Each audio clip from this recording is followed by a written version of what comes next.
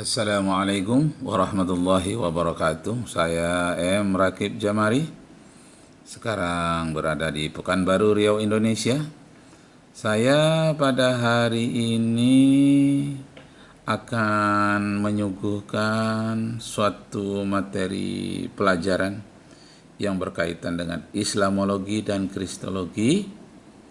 Ini diuntukkan bagi sekolah kader Mubalik IKMI Provinsi Riau. Nah, di mana tanggal 2 kemarin, tanggal 2 Januari, hari Kamis tanggal 2 Januari 2020 telah diadakan pembukaan kuliah umum tentang pembukaan sekolah kader Mubalik Provinsi Riau melalui IKMI, Ikatan Masjid Provinsi Riau. Nah, sekarang dalam kajian Islamologi dan Kristologi ini, kita mulai dari Kristologi dahulu, yang diambil beberapa pertanyaan dari Insan Mokoginta, guru saya dalam bidang Kristologi. Nah, jadi bapak-bapak, ibu-ibu, saudara-saudara sekalian, ini kajian ini memang sudah dipersiapkan pada sekolah kader Mubalik ini melalui kawan-kawan DDI, Dewan Dakwah Islamiyah, juga berkantor di kantor IKMI Jalan Todak, Gang Udang Putih, Pekanbaru, Riau, Indonesia. Nah, di situ ada IKMI Provinsi Riau dengan ketuanya Bapak Dr. Ismardi Ilyas, dan kemudian ada IKMI Kota Pekanbaru yang ketuanya adalah Mas Huri Mansur, Dr. Andes Mas Huri Mansur, MA. Nah, kemudian kami mengadakan beberapa kali rapat untuk membuat sekolah kader Mubalik IKMI. Nah, ini sudah ada yang mendaftar kemarin itu pada launching pertamanya, pada kuliah umum itu sebanyak 52 orang peserta. Pada umumnya S1, katanya adalah 8 orang yang S2 yang mengikuti, dan ada juga beberapa orang yang S3, tapi S3-nya bukan S3 agama, S3 umum. S3 agama juga boleh mengikuti, karena persyaratan untuk menjadi mubalik di IKMI Riau memang harus mengikuti sekolah kader mubalik.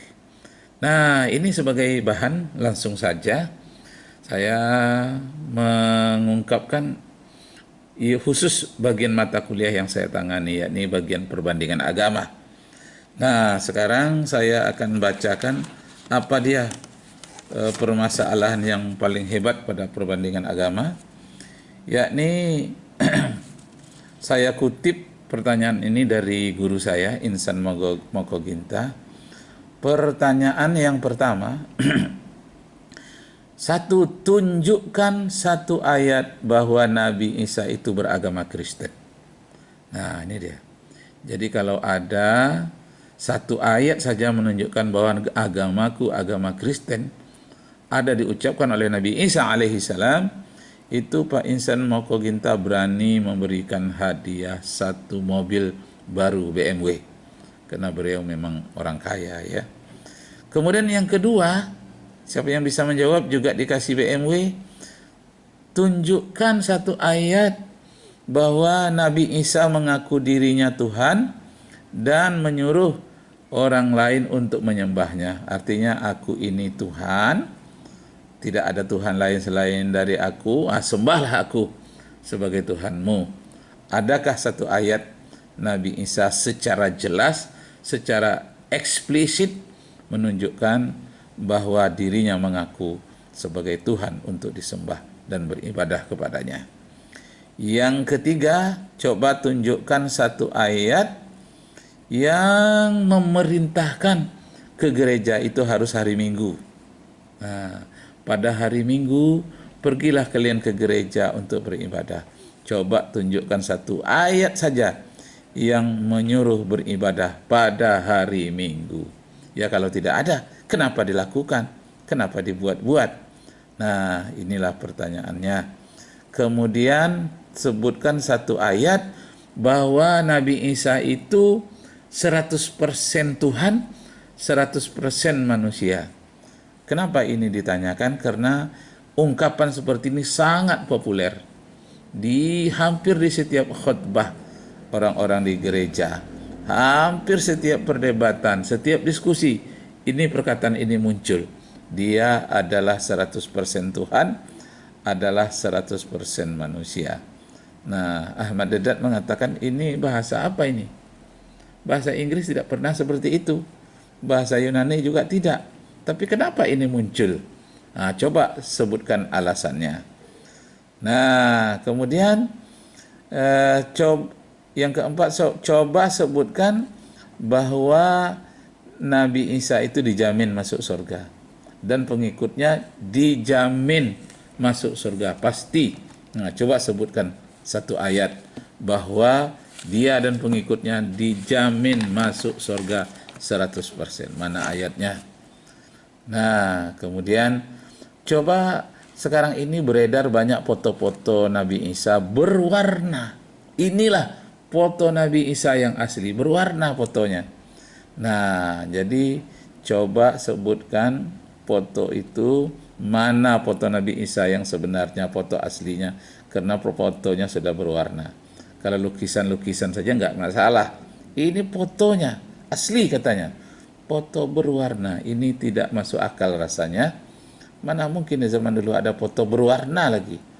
Nah, kalau dibuat warna belakangan, mungkin masuk akal. Ini tidak. Disampaikan inilah foto aslinya, foto berwarna Nabi Isa. Bagaimana orang mendapatkan foto yang berwarna ini?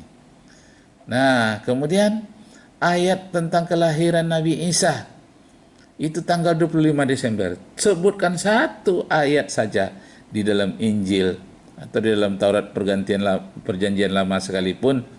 Coba sebutkan satu ayat yang menyatakan bahwa Nabi Isa itu lahir tanggal 25 Desember. Hal ini menjadi menarik, menjadi mengemuka karena Abu Janda dengan seorang mengaku Habib.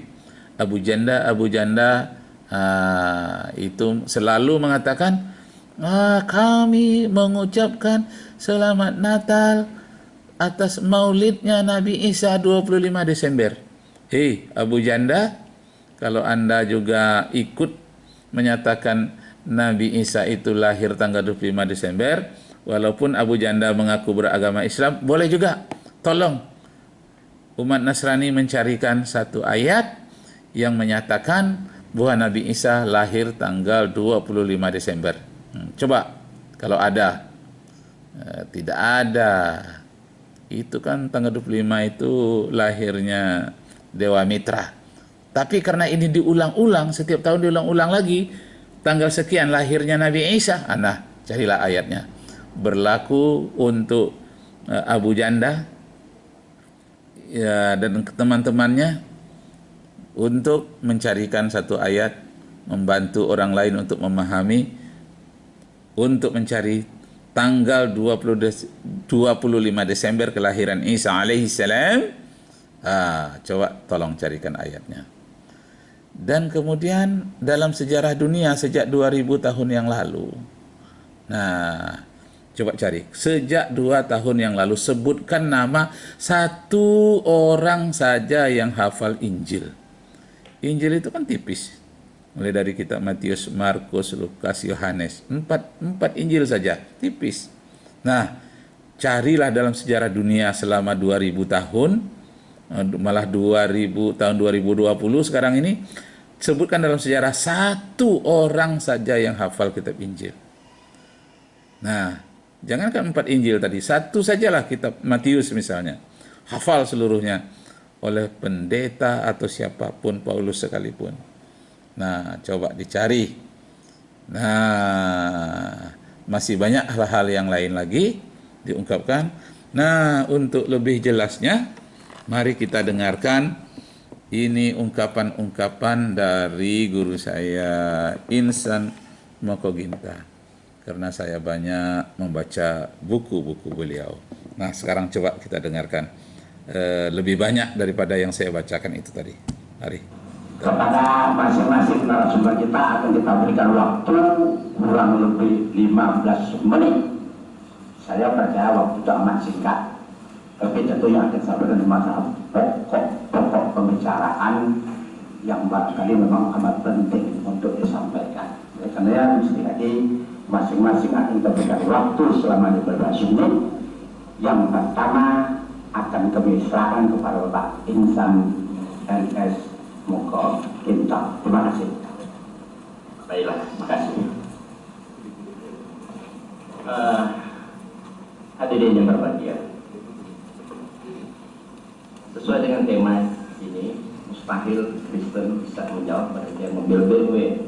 Buku ini kami tulis sudah sekitar 5 tahun, dan sampai saat ini belum ada satupun yang bisa menjawab. Makanya saya merasa, wah, luar biasa Pak Rudi ini bisa menantang untuk menjawab. Makanya saya penasaran, jauh-jauh dari Jakarta saya datang.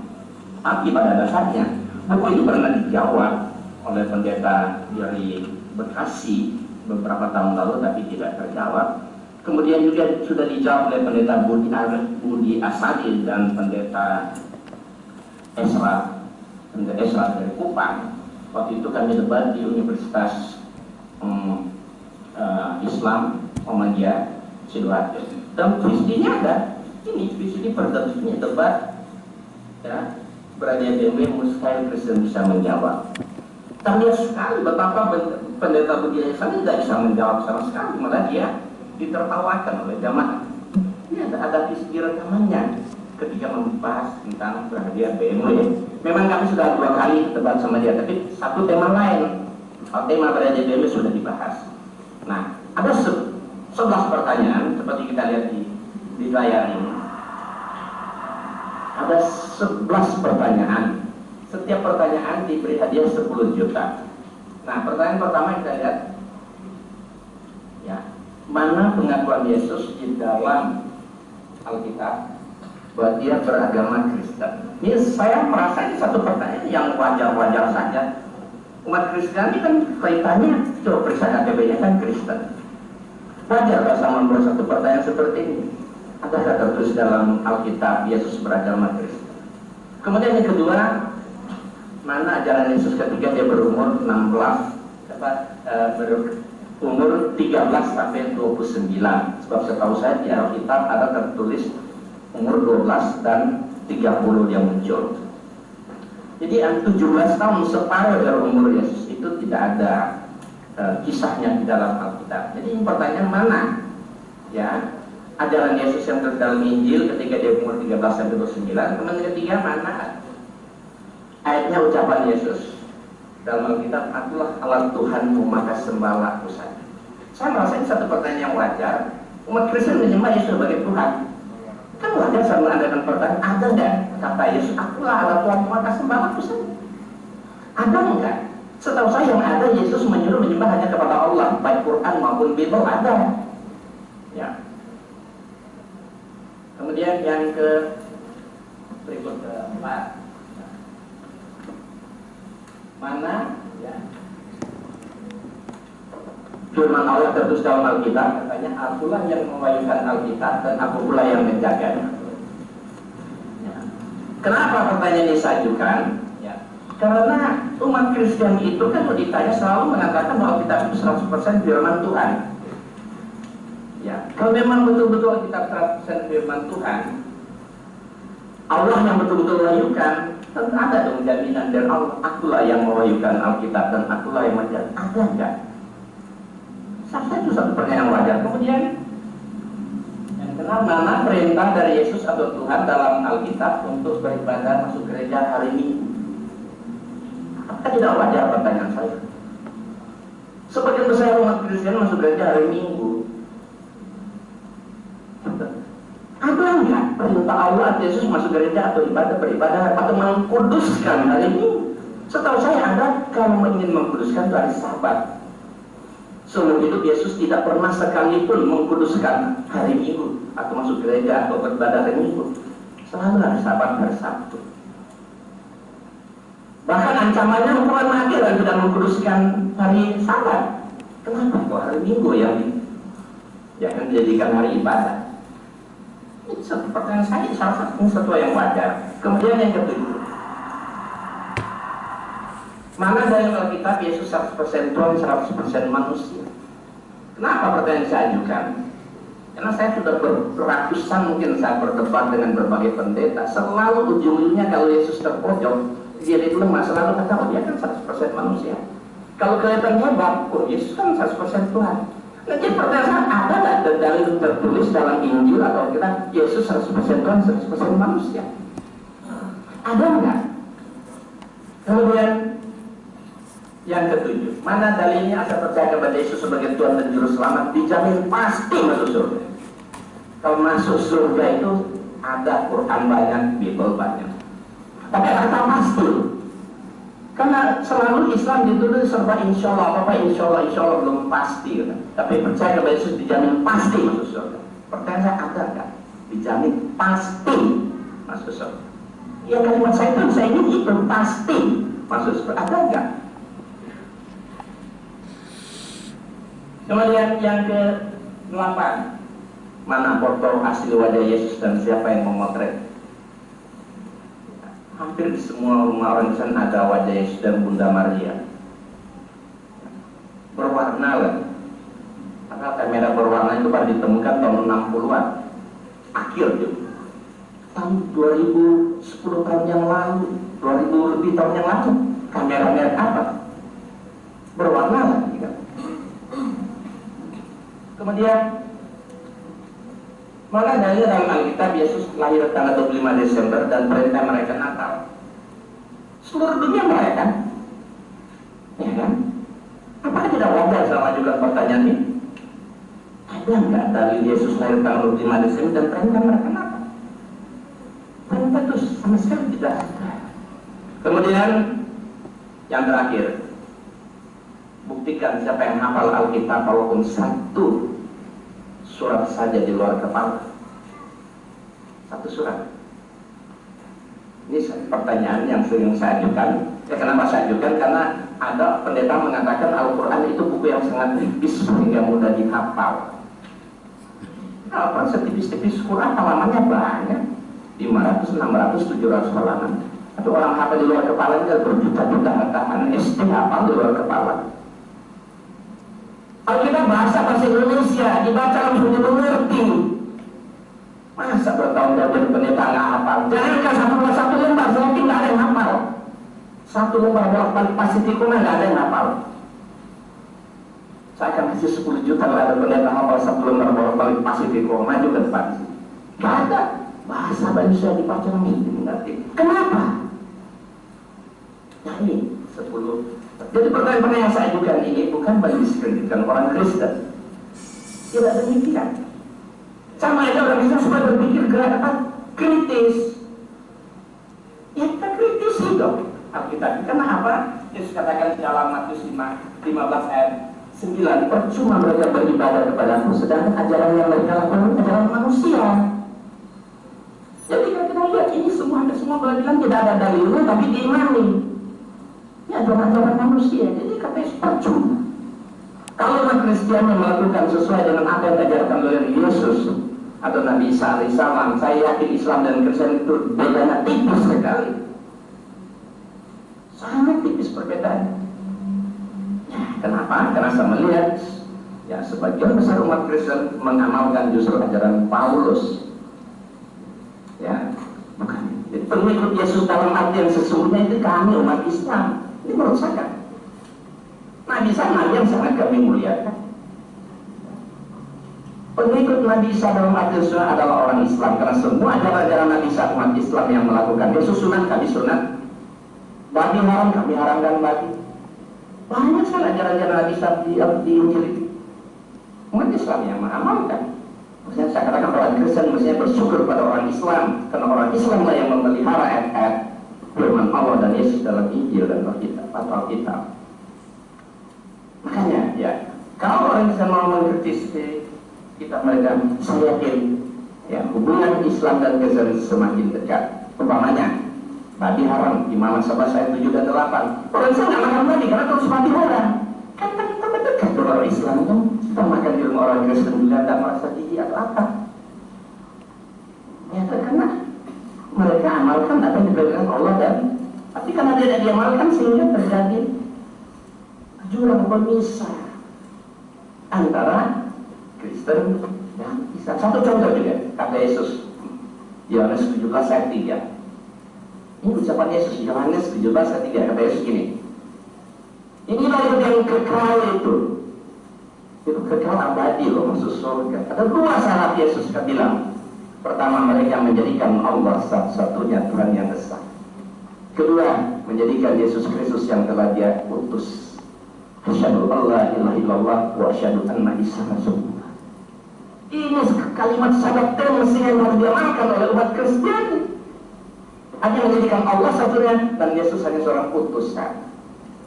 Kalau umat Kristen ikut ucapan Nabi satu Yesus, dekat sekali umat. Kenapa terjadi? Begitu karena mereka justru menuhankan Yesus. Padahal Yesus mengatakan Allah satu-satunya dan Dia hanya seorang utusan. Tapi yang terjadi malah dibikin trinitas. Tuhan Bapa, Tuhan Yesus. Makanya kalau orang misalnya selalu mengkritisi Alkitab, ya semakin dekat. Banyak ratusan orang Kristen masuk Islam di tangan saya. Baik langsung maupun membaca buku dan nonton TV. Ya, saya merasa bangga, saya seorang mantan Kristen. Ya, saya bangga dengan keislaman saya. Saya pengikut Nabi Muhammad, tapi sekaligus saya tidak meninggalkan Yesus. Yesus Nabi Isa, Nabi yang sangat kita muliakan. Kemudian satu lagi pertanyaan terakhir. Nah ini yang kita perdebatkan dengan bendera Budi Asali, ini ada di sini. Dia berkata kepada mereka, ini kata Yesus, inilah perkataan yang telah kukatakan kepadamu ketika aku masih bersama-sama dengan kamu, yakni bahwa harus digenapi semua yang ada tertulis dalam tentang aku dalam kitab Taurat Musa, kitab Nabi-Nabi dan kitab Mazmur. Lalu yang membuka pikiran mereka sehingga mereka mengerti kitab suci. Katanya kepada mereka, ada tertulis Mesias harus menderita dan bangkit dari orang mati pada hari ketiga. Nah, pertanyaannya, mana bukti ucapan Yesus yang mengatakan bahwa ada tertulis demikian? Mesias harus menderita dan bangkit dari orang mati pada hari ketiga. Mana ucapannya? Dalam kitab Taurat Musa, kitab Nabi-Nabi dan Mazmur. Nah, catatannya kitab Taurat Musa ada 5, kitab Nabi-Nabi 33 dan Mazmur 1. Jadi bagi seluruh perjanjian lama harus ada ucapan itu. Ada enggak? Mirip itu aja nggak masalah, silahkan kalau ada. Mesias harus menderita bangkit dari orang mati pada ketiga di 39 kitab perjanjian lama. Ada enggak? Nah, pada hari ini sudah, oke? Sebentar saya berserahkan untuk Bapak, masih ada 2 menit lagi. Ya. Nah, oleh sebab itu pertanyaan yang 11 ini yang akan kita bahas hari ini. Nah, tentu saya sangat berharap Pak Pendeta Rudi akan membahas, boleh pilih 11 pertanyaan, mulai nomor 11, nomor 9, nomor 6, 1, terserah. Yang penting yang 11 ini beliau harus jawab sesuai dengan tema. Silakan, tidak berurutan, no problem, silakan. Demikianlah. Assalamualaikum warahmatullahi wabarakatuh. Kurang lebih 13 menit setengah, jadi ada sisa 1,5 menit. Terima kasih atas paparannya. Ya, itulah dia bagaimana pembahasan tentang ilmu perbandingan agama dan sekaligus perdebatan yang sangat indah, bukan untuk mengasah emosional tapi untuk mengasah rasional dan ilmiah. Nah, jadi kalau kita lihat dalam perbandingan agama ini, kenapa umat Islam ikut-ikutan mengucapkan selamat Natal seperti dilakukan Abu Janda. Selamat Natal 25 Desember. Nah, Abu Janda itu mengucapkan itu dengan penuh rasa gembira, dan kemudian dia tersenyum ditemani oleh seorang Habib. Nah, ini menunjukkan bahwa umat Islam yang awam seperti Abu Janda tidak tahu bahwa Nabi Isa itu bukanlah lahirnya tanggal 25 Desember, dan tidak ada satu ayat pun di dalam Injil yang menyebutkan tanggal 25 Desember itu kelahiran Nabi Isa.